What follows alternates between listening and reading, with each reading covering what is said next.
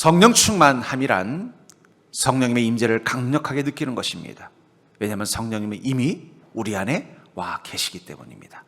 여러분들 안에 계신 그 성령님이 내 안에 있음을 강력하게 느끼는 거예요. 저는 한 TV 프로에서 이런 걸 봤어요. 뭐냐면은 한 사람이 마스크를 눈에다 안대를 쓰고는 상대방의 얼굴을 만져서 그 사람이 누군지를 맞추는 겁니다. 뭐 가족이라든지 친구를 세워놓고는 얼굴을 이렇게 만져서는 아무개 해서 맞추면은 이제 상을 주고 못 맞추면은 벌을 받는 걸 보면서 어쩌면 눈을 가렸기 때문에 보이진 않지만 누군가 있다는 걸 느낄 수는 있겠죠. 그래서 더듬어서 그의 얼굴을 만져보더니 윤곽을 보니까 우리 아내 같습니다. 또 이 콧등을 보니까 우리 아들 같습니다 하면서 맞춰내는 것처럼 하나님은 영이시기 때문에, 성령님은 영이시기 때문에 우리가 물질적인 것을 볼 수 있는 인간의 육안으로는 보이진 않지만 우리는 주님이 계심을 내 영혼의 손을 통해서 더듬어서 느낍니다. 성령님 지금 여기 계시는군요. 그리고 그것을 가장 강력하게 느끼는 것을 다른 말로 표현한다면 성령 충만이라고 말할 수 있어요. 그러니까 성령 충만이라는 게 뭐 샬라샬라 잘하고 이게 성령 충만이 아니라 지금 내게 성령님이 함께 계시는구나, 이런 것이 선명하게 느껴지는 거예요. 예수 그리스도의 영이신 성령님이 선명하게 느껴지는 그 순간이 바로 성령 충만이라는 거예요. 그것이 선명하게 느껴지는 그 성령 충만을 경험하는 순간 우리의 인생은 달라질 것입니다. 오늘 본문에 나오는 사도 바울도 그렇다는 거예요. 그는 주님을 알지 못하는 자였습니다. 아니, 예수님을 오해한 자였습니다. 예수님을 하나님이라고 말하는 교회와 그리스도인들을 미워하고 핍박하던 자였습니다. 그러던 그가 다메섹 도상에서 예수 그리스도의 음성을 들었습니다. 그는 주님을 만난 것입니다. 그러자 그의 인생은 어떻게 됐어요? 이제는 인간으로서가 아니라 그리스도인으로, 사울이 아니라 바울로 그 인생이 바뀌었다는 거예요. 그의 인생이 바뀐 시점은 어디서부터라는 거예요? 그가 예수님을 보았을 때부터라는 것입니다. 예수님을 알아보았을 때부터라는 것입니다. 그리고 그 뒤로 그의 인생 가운데는 예수 그리스도의 영이신 성령님이 날마다 함께한 것입니다. 저는 문득 그 생각을 해봤습니다. 바울이 본 그 예수님은 진짜 예수님일까? 육으로 계신 예수님일까요? 아닐 것입니다. 왜냐하면 예수님은 영으로 이미 하늘로 승천하셨기 때문이에요. 그러니까 사도행전에 예수님께서 승천하신 뒤에 다시 육으로 내려오셨다는 것을 한 번도 본 적이 없어요.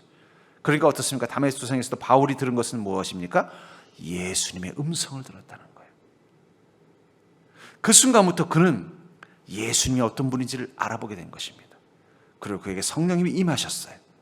그 순간 그는 성령님의 목소리를 통해서 나와 함께 계신 그분이 누군 걸 깨달은 거예요. 예수 그리스도의 영이시구나. 그래서 바울 목사님은 성령님을 예수의 영이라고 사도행전에 표현하고 있습니다. 나와 함께 계신 성령님은 예수 그리스도의 영이십니다. 나는 성령님의 음성을 통해서 예수님의 음성을 듣고 성령님의 손길을 통해서 예수님의 손길을 느낍니다. 예수님의 제자들이 예수님과 함께 할 때 그들의 인생 가운데는 놀라운 일들을 경험하는 것입니다. 예수님을 만난 사람들의 인생은 변화되게 되어져 있습니다.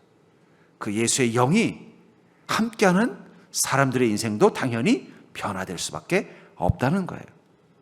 결국 바울의 인생이 바뀐 것은 그가 예수 그리스도를 만났기 때문입니다. 또한 그가 예수 그리스도의 영이신 성령님을 자기의 삶의 자리에서 보다 선명하게 보고 그분과 함께하는 인생을 살게 된 것입니다. 그런 의미에서 이미 성령의 임재를 경험한 여러분들은 베드로나 바울이나 똑같은 제자들이라는 거예요.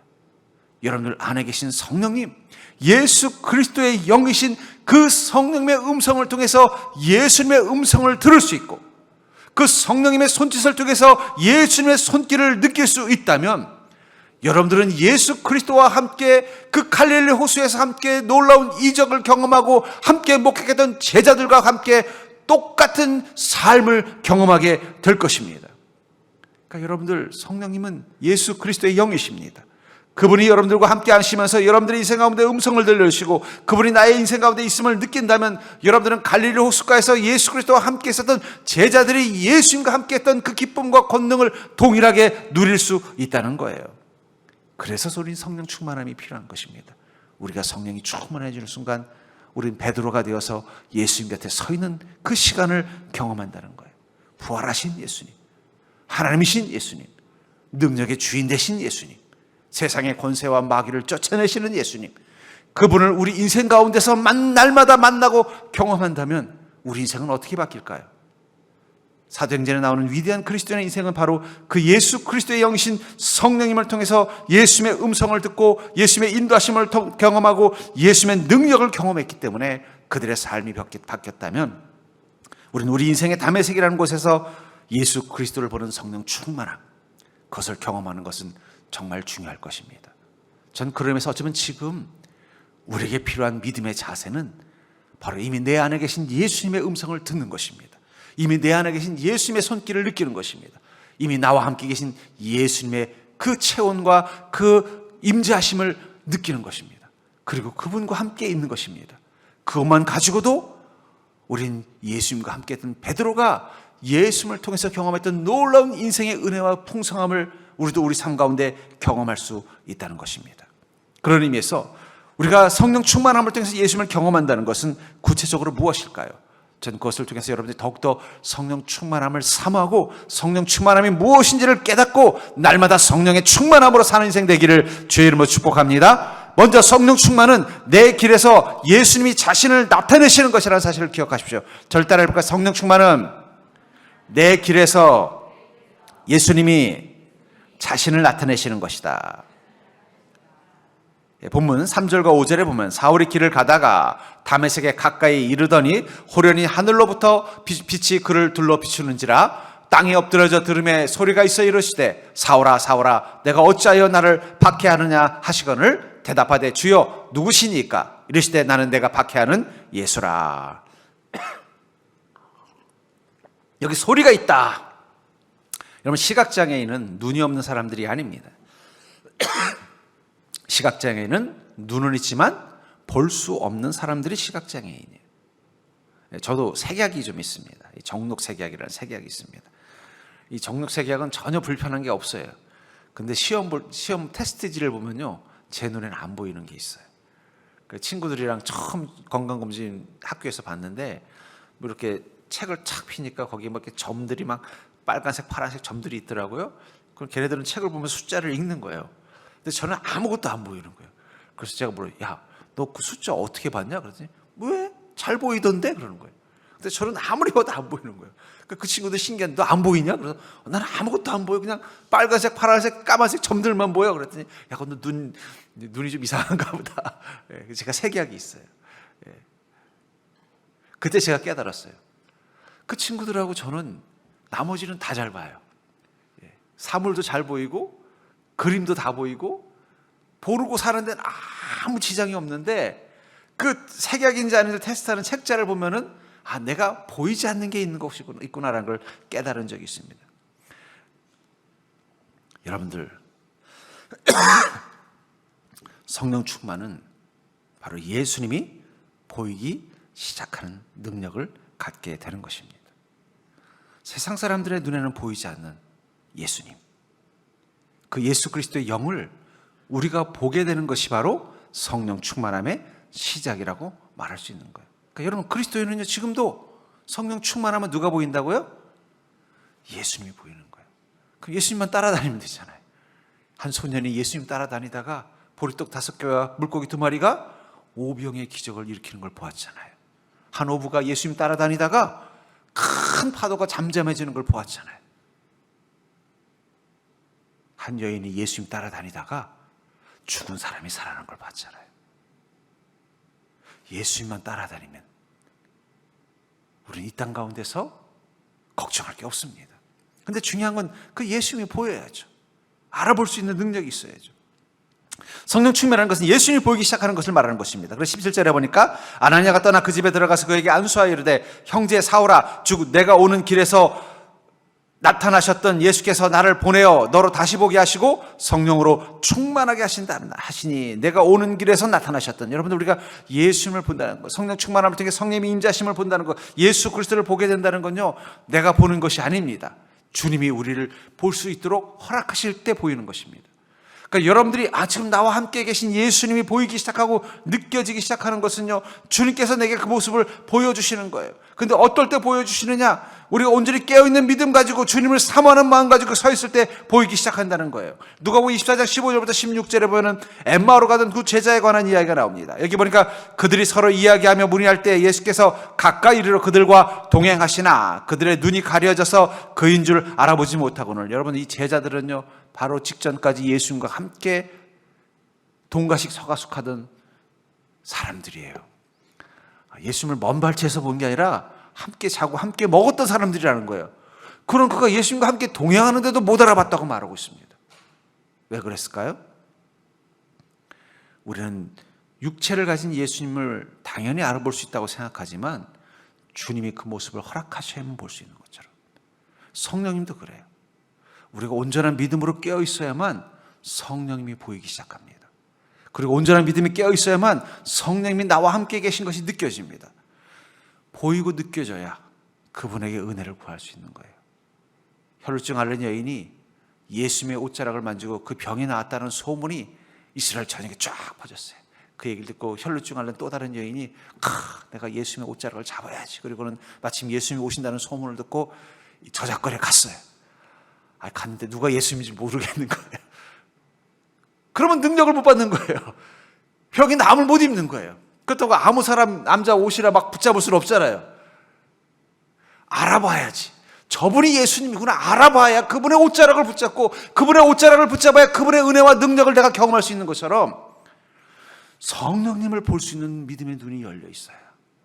나와 함께 이미 계신 성령님을 볼 수 있는 눈이 떠져야만 우리가 그분의 옷자락을 붙잡고 그분을 통해서 우리가 주님의 은혜를 경험할 수 있는 것입니다.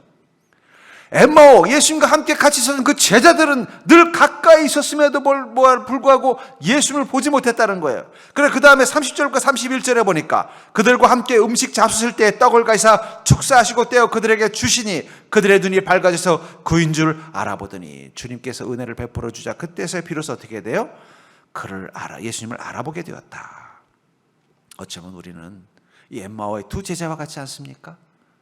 이미 우리는 성령님을 통해서 예수 그리스도와 함께 동행하고 있음에도 불구하고 우리는 주님을 알아보지 못하는 이 엠마오의 두 제자와 같은 거예요. 그러니까 자꾸 주님과 멀어지는 길을 가고 있는 것입니다. 이 엠마오의 두 제자가 예수님을 알아본 순간 그들은 다시 예루살렘으로 돌아가서 다른 제자들의 반열 속에 합류해서 주님의 다시 오심을 기다리게 되었습니다. 저는 마찬가지라고 생각합니다. 여러분들 지금 우리에게 필요한 게 무엇일까요? 우리 인생길에서 그것은 바로 주님을 알아볼 수 있는 믿음의 눈을 뜨는 것입니다. 이 바울은 예수 그리스도를 보는 눈이 생긴 것입니다. 예수님의 음성을 구분하는 능력이 생긴 것입니다. 그리고 그에게 임한 성령님을 통해서 그는 예수님의 음성을 듣게 되고 예수님의 임재하심을 경험하게 되자 그때부터 그의 인생은 달라지는 거예요. 진리와 권능을 따라 사는 인생으로 바뀌었다는 거예요. 그러니까 여러분들 지금 우리에게 필요한 게 뭘까요? 내 안에 계신 성령님을 통해서 예수님을 보는 눈이 생기는 것입니다. 예수님의 음성을 구분할 수 있는 귀가 생기는 것입니다. 예수님의 손길을 느낄 수 있는 이 감각이 생기는 거예요. 그러니까 성령 충만은 그걸 경험해요. 성령이 충만하면요, 갑자기 나를 꼭 껴안고 계시는 예수 그리스도의 손이 느껴질 것입니다. 그 주님의 손이 내 아픈 곳에 얹어지는 걸 느끼면 그곳의 병은 나을 것입니다. 왜냐하면 주님께서 눈을 보지 못하는 그 사람에게 주님께서 어떻게 하셨어요? 진흙을 이겨서 손으로 만져주시자 눈이 떠지는 것처럼 내가 성령 충만한 가운데 있는데 갑자기 예수님의 손이 느껴진다면, 그것도 내 아픈 부위에 얹어지는 예수님의 손이 느껴진다면 그 병은 낫는 것입니다. 여러분의 성령 충만한데 주님의 음성이 들리기 시작하는 거예요. 내 삶을 향한 주님의 음성, 일어나 걸어라 말씀하시는, 너는 그 자리를 들고 일어나라 걸어라 하시는 음성, 너의 이 문제와 파도는 내가 잠재우겠다는 주님의 그 음성, 그게 들리면 그 순간 문제는 해결되는 것입니다. 그리스도인은 무엇으로 인생의 문제를 해결하는 자예요? 주님의 음성을 들음으로, 주님의 존재를 보게 됨으로, 주님의 손길을 느낌으로, 주님의 능력으로 그 인생의 문제를 해결해 나가는 거예요. 우리는 바울이 이 변화된 인생을 바라볼 때, 사도행전에서 볼 때 무엇을 봅니까? 바울이 한 건 하나도 없어요. 바울은 아무것도 안 했습니다. 바울은 뭐만 했냐? 기도와 순종만 했어요. 우리가 사도행전에 보면 바울이 얼마나 위대한 인생을 살았습니까? 그가 극적으로 다메섹에서 예수님을 만나고 나서부터 그는 위대한 선교사로 살면서 수많은 이적을 행하고 놀라운 진리의 말씀을 선포하지 않습니까? 어떻게 그런 삶을 살았을까? 바울이 그만큼 머리가 좋고 뛰어나서가 아니에요. 그런 딱 두 가지만 가지고 살았어요. 기도와 순종입니다. 순종했더니 주님이 그 일을 행하시는 걸 느끼는 거예요. 기도했더니 주님의 음성을 따라 사는 방법이 생긴 거예요. 그러자 그의 인생은 주님이 복된 길로 만든 것입니다. 전 여러분들이 기도와 순종을 통해서 여러분들 인생을 향해 나타나신 주님을 볼 수 있는 믿음의 눈이 있기를 주의 이름으로 축복합니다. 주님이 보이면 다 끝나는 거예요. 성령 충만함을 통해서 주님이 그곳에 임재하시는 것을 보이면 다 끝나는 거예요. 가정에 주님이 함께 계신 게 보이면 끝나는 거예요.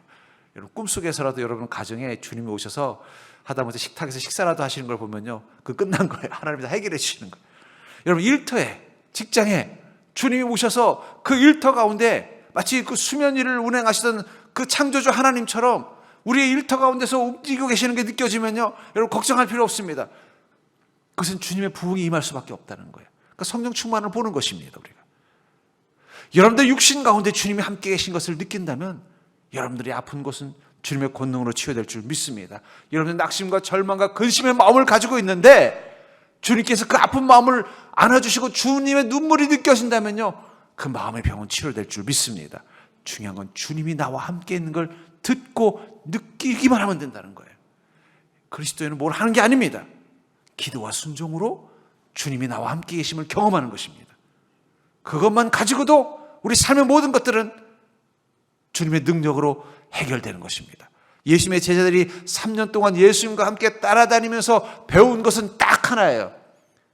아무것도 하지 말고 내게 맡겨라 해요. 어쩌면 제자들이 3년 동안 예수님 따라다니면서 배운 게 뭐예요? 아무것도 하지 말고 내게 맡기라는 거예요. 자꾸 우리가 뭘 하려고 할 때마다, 베드로가 지가 하려고 할 때마다 사고 치잖아요. 말과 귀를 왜 잘랐어요? 지가 뭔가 좀 해보려고. 그냥 맡기면 되는데. 여러분 성령 충만하다는 건 아무것도 하지 않고 주님께 맡길 수 있는 거예요. 왜냐하면 주님의 음성이 들리니까. 주님이 계시는데 굳이 내가 할 필요가 뭐 있습니까? 어차피 내가 해봤자 제대로 하지 못할 텐데. 주님의 이 모습이 보이는데 굳이 뭐 그것을 내가 고민할 필요가 뭐 있습니까? 주님께서 그 일을 행하실 텐데. 전 그러면서 여러분들 성령 충만함이 예수 그리스도의 임재를 경험하는 기쁨으로 변화되기를 주의 이름으로 축복합니다.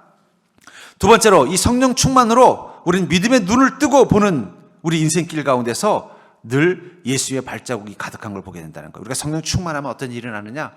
우리가 믿음의 눈을 뜨게 돼서 예수님을 보게 되고 예수님의 음성을 듣게 되잖아요. 그 다음에 우리 인생의 길을 보니까 거기 무엇이 보이는 거예요? 예수님의 발자국이 보이는 거예요. 예수님이 지금 나와 함께 계시는구나. 그 주님의 발자국이 느껴진다는 거예요. 본문 8절에 보니까 사울이 땅에서 일어나 눈은 떴으나 아무것도 보지 못하고 사람의 손에 끌려 다메섹으로 들어가서 이 다메섹 도상에서 사울이 이 교회를 핍박하려고 하다가 그만 하나님의 음성을 듣고 나서 갑자기 눈을 멉니다. 근데 뭐라고 말하면 눈은 떴으나 아무것도 보지 못한다 그랬어요. 아까도 말했잖아요. 이 앞을 보지 못한다는 것은 눈이 없는 게 아니라 볼 수 있는 능력을 잃어버린 것이잖아요. 왜 하나님께서는 바울의 눈을 멀게 하셨을까요? 예수님은? 저는 그 생각을 해봤어요. 왜 예수님은 바울의 눈을 멀게 하셨을까? 이왕이면 예수님의 음성도 들려주셨으면 그 눈을 딱 떠서 천국에 계신 예수님이 탁 이러고서 그냥 화가 난 표정으로 이런 바울아, 너는 어떻게 이렇게 나만 사사건건 나를 힘들게 하니? 이런 화내는 모습 좀 보면은 아이고 정말 예수님이 살아 계시는구나. 그리고 저 천국까지 보면요, 아이고 내가 지금까지 잘못했구나. 더 열심히 이제 주님을 위해 살아야지 이렇게 할 텐데 아무것도 보지 못하게 했다는 거예요. 왜 그랬을까요? 왜냐하면 그가 지금까지 떠서 볼 수 있었던 그의 눈에는요, 무엇이 보였어요? 죄와 욕망과 어리석음만 볼 수 있었기 때문이에요. 여러분 그 눈 가지고는 주님이 안 보입니다. 죄가 잘 보이는 눈으로는요 천국이 보이지 않아요. 욕망이 잘 보이는 눈 가지면요 구원이 보이지 않습니다.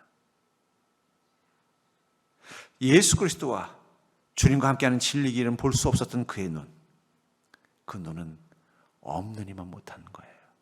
오히려 그 눈이 어떻게 하는 거예요? 그의 길을 잘못 가도록 만들었던 거예요. 왜 바울이 교회를 핍박하는 자가 됐을까요? 왜 그가 이 스데반 집사를 죽이는 이 살인 장소에 함께 있는 자가 됐어요? 그의 눈에 보이는 게 무엇이었기 때문이에요? 욕망이에요. 성공에 대한 욕망. 그리고 무지에 진리가 무엇인지 알지 못하는 거짓 진리에서 현혹된 무지가 그로 하여금 스데반 집사를 죽이는 곳에 서 있게 만들었고 교회를 핍박하는 곳을 향해 가게 만들었던 거예요. 그런 눈은 없는 이만 못한 거예요. 주님께서 그 눈을 멀게 하신 것입니다. 그리고 그는 보지 못하는 그 시간 침묵하면서 무엇을 했을까요? 자신이 정말 보아야 되는 것, 구원과 영생과 예수 그리스도는 보지 못하고 잘못 본 것들에 대해서 회개하면서 눈물을 흘리는 시간이었을 것입니다. 주님, 저는 제가 두 눈을 뜨고 인생을 잘 보고 내 길을 잘 보고 잘 살고 있다고 생각했는데 사실은 그게 죄의 길만 보고 어리석은 것만 보면서 지금까지 살아왔습니다. 내 인생 가운데 함께 계신 주님은 보지 못하고 엉뚱한 것만 보고 살았습니다. 여러분들, 우리가 믿음 가지고 있다고 말하지만, 그러나 여러분들, 우리가 믿음 가지고 우리 인생 산다고 말하지만 무엇이 보이십니까? 그 인생 가운데 예수님이 함께 계시면 보이세요? 예수님의 발자국이 보이냐는 거예요. 18절에 보니까 즉시 바울의 눈에서 비늘 같은 것이 벗어져 다시 보게 된지라. 일어나 침례를 받고 다시 보게 됐다. 그가 다시 보게 됐을 때는 어떻게 됐을까요? 이제는 그의 눈은 다른 게 더 잘 보이는 눈으로 바뀌었을 것입니다. 예수님과 교회가 가장 잘 보이는. 그전에는 죄와 욕망이 잘 보이던 눈이 이제는 예수 그리스도와 교회와 구원의 길이 잘 보이는 눈으로 바뀐 거예요. 그는 이미 눈이 바뀐 것입니다. 믿음으로 시력을 바꾼 것입니다. 여러분, 그리스도인으로서 여러분들은 무엇이 보이십니까? 여러분들 인생 가운데 우리가 믿음의 눈을 뜨고 성령 충만하면요, 전 여러분들의 인생길에서 예수 그리스도의 발자국을 보게 될 거라고 믿습니다. 전 여러분들이 예수 그리스도의 손자국을 보게 될 줄 믿습니다. 그것을 보는 순간 우리는 기뻐요. 설레요. 내가 어떻게 살아야 되는지 알아요. 그냥 그 발자국만 따라가면 되는 거예요. 이건 예수님의 발자국이에요. 그분 발자국만 따라가면 되는 거예요. 이 겨울산에 가면은요, 눈이 올 때가 있습니다. 눈이 많이 오면은요, 뭐가 문제냐면 길이 없어져 버려요. 겨울산에 눈이 많이 오는 데 가면요, 이게 눈이 한참 쌓이면은요, 이게 등산로가 없어져 버려요. 그럼 얼마나 당황되는지 몰라요. 왜냐면 길이 없어져 버렸으니까. 그러다 잘못 가면 이 추운 겨울에 산에서 헤매는 거예요. 그럴 때 두 가지가 있어요. 하나는 이 나무에 달려져 있는 이 등산하는 사람들이 다루는 리본입니다. 근데 이것도 안 보일 때가 있어요. 바람에 날려가거나 눈에 가려져서. 그래서 막 당황하고 있는데 누군가 지나간 발자국이 보이잖아요. 그럼 마음이 놓여요. 왜요? 그 발자국만 따라가면 되기 때문에. 우리 인생 왜 우리가 두려워하고 당황할까요? 마치 그 눈이 쌓인 산처럼 뭔가 답을 찾을 수 없는 그런 인생길을 가고 있는 것처럼 느껴지기 때문에. 근데 그 속에서 예수 그리스도의 발자국이 보이기 시작한다면 어떻게 될까요? 그럼 두려워할 필요가 없습니다. 우리는 그분 그 발자국만 따라가기만 하면 된다는 거예요. 우리가 예수 그리스도의 발자국을 발견하는 순간, 우리는 그 발자국을 따라가는 믿음의 눈을 가지고 그 길을 따라가는 순간 우리는 우리 삶 가운데서 무엇을 볼까요? 주님께서 능력이 되시고 역사하시는 것을 보게 된다는 것입니다. 시편 91편 15절에 보니까 그가 내게 간구하리니 내가 그에게 응답하리라. 그들이 환난 당할 때에 내가 그와 함께하여 그를 건지고 영화롭게 하리라. 여러분, 간구한다는 건 무엇입니까? 주님을 간절히 구하는 믿음, 성령의 충만한 믿음을 가지고 있는 그 순간 주님은 당신의 모습을 내게 보이시듯 음성을 들려주시고 그 흔적을 보여주시는 응답을 할 것입니다. 그럼 그 응답 가운데 있을 때 우리는 그 환난 속에서 나와 함께 계신 주님을 만나고, 그 주님은 그냥 서 계신 것이 아니라 나를 건지시고 내 인생을 영화롭게 만드는 능력을 보게 된다는 거예요. 그러니까 여러분들 인생에 어려움이 있을수록, 삶의 곤고함이 있을수록 왜 우리는 더 성령 충만해야 되는가? 성령 충만해서 믿으면 눈으로 선명하게 뜨면은 우리는 그 문제의 길 가운데, 잃어버린 길 가운데서 주님의 발자국과 주님의 손자국을 보기 때문이에요. 그걸 따라가기만 하면 되는 것입니다. 그리스도인들은 날마다 주님의 발자국만 발견하면 돼요. 그 발자국을 따라가기 때문에 믿음의 결단만 가지고 살면 되는 것입니다. 말씀과 믿음이 보여주는 그것을 보면서 날마다 주님과 동행한다면 우리의 삶은요, 주님께서 내가 그와 함께하여 그를 건지고 영화롭게 하리라. 주님이 나를 건지시는 은혜를 경험할 뿐만 아니라 나를 높이시는 은혜를 경험하는 인생이 된다는 것입니다. 그러므로 사랑하는 성도님들, 우리 성령 충만하셔야 돼요. 성령 충만해서 우리 인생 가운데 주님의 임재하심을 날마다 경험하셔야 돼요. 오늘도 주님이 나와 함께 계시구나. 여러분, 감사통장은 뭘 말하는 걸까요? 감사통장은 다른 말로 표현한다면 오늘 나와 함께 계셨던 주님의 흔적을 발견하는 것입니다. 마치 탐정이, 경찰이 마치 집에 다녀간 사람의 흔적을, 지문을 채취하고 발자국을 채취하듯이 오늘도 성령님이 내 인생 가운데 이렇게 흔적을 남겨가셨구나. 성령님의 지문을 발견하는 거예요. 성령님이 오늘도 내 삶 가운데 이렇게 오셔서 내 인생 가운데 이렇게 도움이 되셨구나. 성령님의 발자국을 확인하는 것입니다. 그게 감사통장이에요. 날마다 여러분들의 인생 가운데 성령님은 오고 계십니다. 날마다 성령님이 여러분들의 인생 가운데 그 흔적을 남기고 계십니다. 우리가 믿음을 눈 떠서 그걸 보고 나면요, 감사하게 됩니다. 그리고 그것을 보게 되면요, 마음의 평안이 임할 것입니다. 그리고 내일을 향하여 소망할 것입니다. 두려움이 사라져요. 왜냐하면 나 혼자 있는 것이 아니라 성령님이 나와 함께 계신 것이 느껴지기 때문입니다. 세 번째로, 우리가 성령 충만함으로 사는 인생의 길은요, 천국을 위해 열린 길이라는 사실을 기억하시기 바랍니다. 우리가 성령 충만해서 우리 인생을 살아갈 때 그 길은 천국을 위해 열린 길이라는 사실을 기억하시기 바랍니다.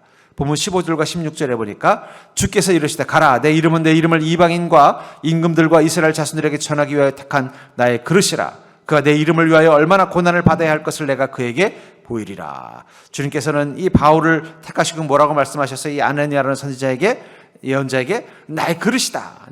그가 내 이름을 위하여 앞으로 사는 인생이 될 것이다 라고 말을 하고 있습니다. 우리가 길을 잃는다라는 말은 길이 없다는 뜻이 아니에요. 다른 길로 가고 있다는 거예요. 내가 길을 잃어버린 것 같다라는 말은 무슨 얘기예요?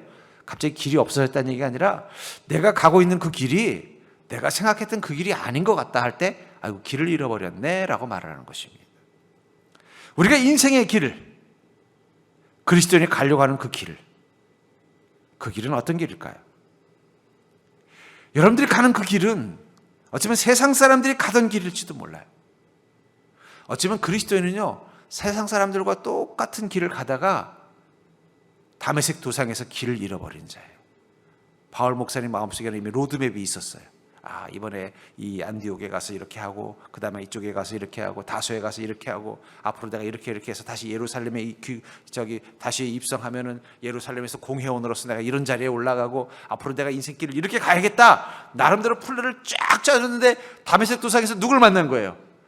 예수님을 만나는 순간 길을 잃어버린 겁니다. 이제 어디로 가야 되지?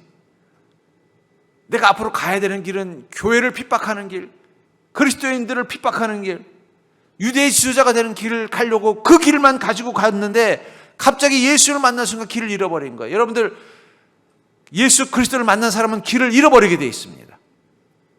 인간적인 길을 잃어버리게 되어 있다는 거예요. 인간적인 욕심과 욕망과 세상적인 방법과 세상적인 가치를 추구하던 그 길을 잃어버리는 게 정상이에요. 우리 옆 사람 보고 인사해 볼까요?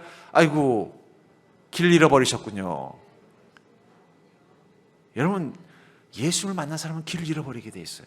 왜냐하면 우리가 지금까지 간 그 길은 세상 사람들이 가던 길, 세상 사람들이 추구하던 길, 세상 사람들이 말하는 축복이라고 말하는 그 길을 향해 가다가 예수를 만나고 나니까 갑자기 길을 잃어버린 거예요. 이 길이 아닌가벼라는 생각이 든 거예요. 그리고 멘붕이 오는 거예요. 이제 그럼 어떻게 됩니까, 주님? 어쩌면 이 다소에서 있었던 이 다메섹 도상에 있었던 이 바울이 다메섹에서 그가 정말 침묵을 하면서 밥도 먹지 않고 있었던 이유는 뭐예요? 길을 잃어버렸기 때문에. 이제 어떻게 나는 가야 됩니까? 내가 지금까지 살렸던 내 인생의 로드맵이 이제는 없어져 버렸습니다. 제가 어떤 길로 가야 됩니까? 여러분, 신장로라는 말 아세요? 신장로라는 말을 아는 사람은 9세대고 신세대는 못 모릅니다. 이 말이 무슨 말인지. 신장로라는 말이 국어 사전에 뭐라고 되어 있냐면 새로 만든 길이라는 뜻으로 자동차가 다닐 수 있을 정도로 넓게 새로 낸 길. 이거 오래된 말입니다. 신장로. 근데 그 신장로의 앞자가 뭐냐면 새로울 신자를 써요.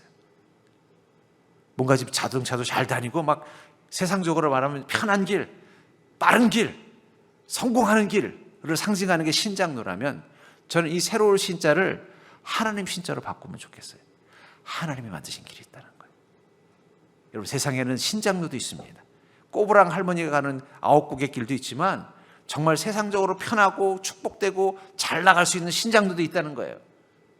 근데 그리스도인들은 그 신장로를 가는 자가 아니라 앞에 하나님 신자, 하나님이 만드신 길을, 그 길을 찾아서 그 길을 가는 게 그리스도인의 길이에요. 이 바울은 이 다메섹 도상에서 지금까지 자기 인생을 향해 가려고 했던 길은 신장로예요. 자기 성공이라는 신장로, 축복이라는 신장로, 풍성이라는 신장로, 명예라는 신장로를 향해 가다가 갑자기 길을 잃어버렸어요. 그리고 그의 눈에 보인 새로운 신장로가 있습니다. 하나님이 만드신 길이 있었다는 거예요. 그리고 그는 결정합니다. 이제는 내가 가야 되는 신장로는 하나님이 만들어주신 길이다. 이런 그리스도인들은요, 하나님이 만드신 신장로를 찾아가는 자예요. 근데 그 하나님이 만드신 그 길은요, 사람 눈에는 보이지 않습니다. 오직 믿음을 가진 그리스도인의 눈에만 보이는 게 바로 신장로라는 거예요. 사도행전 43장 16절부터 21절에 보면 이런 말씀이 있습니다. 나 여호와가 이같이 말하노라. 바다 가운데의 길을, 큰 물 가운데 지름길을 내고 병거와 말과 군대 용사를 이끌어내어 그들이 일시에 엎드러져 일어나지 못하고 소멸하기를 꺼져가는 등불 같게 하였느니라. 너희는 이전 일을 기억하지 말며 옛날 일을 생각하지 말라. 보라, 내가 새 일을 행하리니 이제 나타낼 것이라. 너희가 그것을 알지 못하겠느냐? 내가 반드시 내가 광야의 길을, 사막의 강을 내리니 장차 들짐승 곧 승냥이와 타조도 나를 존경할 것은 내가 광야의 물을, 사막의 강들을 내어 내 백성 내가 택한 자에게 마시게 할 것임이라. 이 백성은 내가 나를 위하여 지었나니 나를 찬송하게 하려 함이니라. 하나님께서 애굽에 있었던 이스라엘 민족을 이 가나안 땅으로 인도하시면서 그를 위하여 준비하신 길이 있다고 말하고 있습니다. 그 길은 왕의 길이라고 불리는 이전에 애굽으로 오던 많은 상인들이나 사람들이 다니던 길이 아니에요. 거기는 세상적인 의미의 신장로가 아니라 하나님이 만드신 신장로가 있었다는 거예요. 그 하나님이 만드신 그 신장로는 어디 있었어요? 16절에 보니까 바다 가운데 길을, 큰 물 가운데 지름길을 내고, 여러분들, 홍해 한가운데 하나님이 만드신 신장로가 있었어요. 세상 사람들이 보기엔 거기로 가면 다 죽어라고 하는 그곳에 하나님이 이스라엘 민족을 위해서 만드신 지름길이 있었다는 거예요. 여러분, 그리스도인이 가는 신장로는 그런 데 있습니다. 세상 사람들이 보기엔 그렇게 살아서 되겠어? 그 믿음대로 살아서 되겠어? 근데 거기 누구의 길이 있다고요? 하나님이 우리를 위해서 만들어주신 지름길이 있다는 거예요. 그 옆에 이전에 상인들이, 군인들이, 사람들이 다니던 그 길이 아니라, 왕이 새롭게 넓게 뚫은 새 길이 아니라 하나님이 오직 그리스도인들만을 위해서 만든 길이 있다는 거예요. 여러분, 그리스도인의 인생길은요, 신장로로 가는 자들입니다. 하나님께서 그리스도인들을 위해서만 준비하신 길이 있다는 거예요. 남들이 보기엔 그게 홍해 속이라고 생각하는데, 빠져 죽을 거라고 생각하는 그곳에 하나님이 뭐예요? 그리스도인들을 위하여 지름길을 만들었다고 말하고 있습니다. 거기에는요, 애굽의 군대는 들어가면 죽는 길이에요. 오직 믿음의 사람만 갈 수 있는 길이 있다는 거예요. 여러분, 우리는 세상 길을 가지 마시기 바랍니다. 하나님이 만드신 그 신장로로 가는 자가 되길 주의는 바로 축복합니다. 그게 바로 구원으로 가는 길, 천국으로 가는 길, 인생의 축복의 지름길이라는 거예요. 또 그 길은 19절에 보니까 보라, 내가 새 일을 행하리니 이제 나타낼 것이라. 너희가 그것을 알지 못하겠느냐? 내가 광야의 길을, 사막의 강을 내리니. 심지어는 광야와 사막 가운데 길. 왜 광야의 길은 죽음의 길일까요? 그 길엔 마실 물이 없기 때문이에요.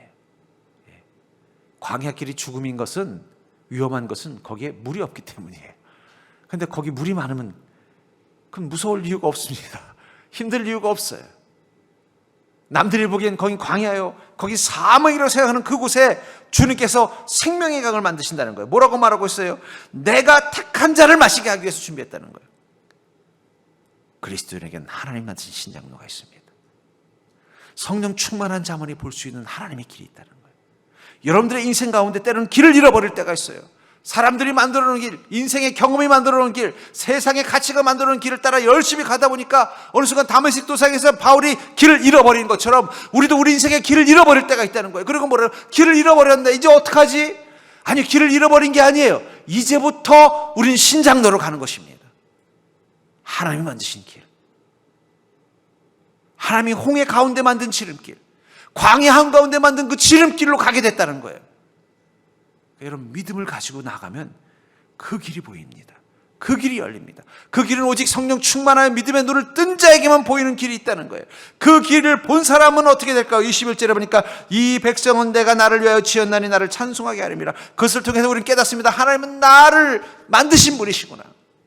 성령 충만해서 우리가 하나님이 만드신 인생의 길을, 예수 그리스도의 발자국을 따라 가다 보면 우리 마음 가운데 깨닫는 확신이 있어 보여요. 하나님이 나를 만드셨구나. 하나님이 나의 주인이시구나. 하나님이 나의 능력이 되시는구나. 그분 앞에 서기만 하면 되는 것이구나. 그분 앞에 순종하며 나가기만 하면 되는 것이구나. 그분의 발자국만 따라가면 되는 것이구나. 그래서 우리도 모르게 기뻐하고 찬양하는 것입니다. 광야를 지나가고 있는데 기뻐하며 찬양하는 거예요.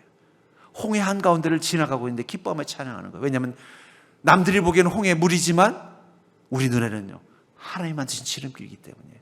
남들이 보기에는 그 사막의 험한 길이지만 우리 눈에는요, 강물이 흐르는 복된 길인 거예요.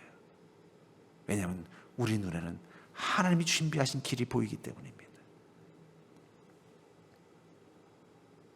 다메섹에서 바울은 다른 길을 찾게 되었어요. 이제는 하나님이 만드신 길을 찾게 된 것입니다. 그리고 그는 하나님의 발자국을 따라, 예수 그리스도의 발자국을 따라 하나님이 만드신 그 길을 따라 구원과 저 영생의 삶을 향해 그 사명의 길을 가게 된 것입니다. 그러므로 사는 성도님들, 여러분들의 인생길, 이제 여러분들이 하나님 만드신 이 길을 향해 가려면 여러분들이 반드시 준비하셔야 되는 게 있습니다. 그것은 바로 성령의 충만함을 통해서 날마다 함께 계신 성령님의 음성, 그 속에서 예수 그리스도의 음성을 제자들처럼 듣는 것입니다. 예수님의 제자들이, 그 베드로와 요한들이 아침에 예수님의 기침 소리를 듣고 예수님이 일어나셨나 보다, 예수님의 그 음성을 듣고 예수님이 시장하신 거보다 느끼게 되는 것처럼 우리가 날마다 성령님을 통해서 예수 그리스도의 음성을 듣게 되는 것이 필요하다는 거예요. 또 우리가 성령 충만함을 통해서 우리의 믿음의 눈이 떠지게 되면은요, 우리 삶 가운데는 예수 그리스도의 발자국과 예수님의 그 손의 흔적을 느끼게 되는 것입니다. 무엇보다도 우리가 성령 충만해서 우리 인생길을 가면요, 남들이 보기엔 길을 잃어버린 순간처럼 보이는 그곳에서 우리는 하나님이 나를 위해 만들어 주신 그 축복의 길을 보게 될 것입니다. 그렇다면 우리 인생은 두려워할 게 없어요. 왜냐하면 주님이 음성으로 나를 인도하시고, 주님이 발자국으로 우리가 가야 될 길을 알려주시고, 그리고 주님이 만드신 길을 향해 나가는 자이기 때문입니다. 전 여러분들이 성령 충만함을 가지고 날마다 하나님이 여러분들을 위하여 준비하신 그 길을, 그 복된 길을 하루하루 살아가는 귀하고 복된 자가 될 수 있기를 주의 이름으로 간절히 축원합니다.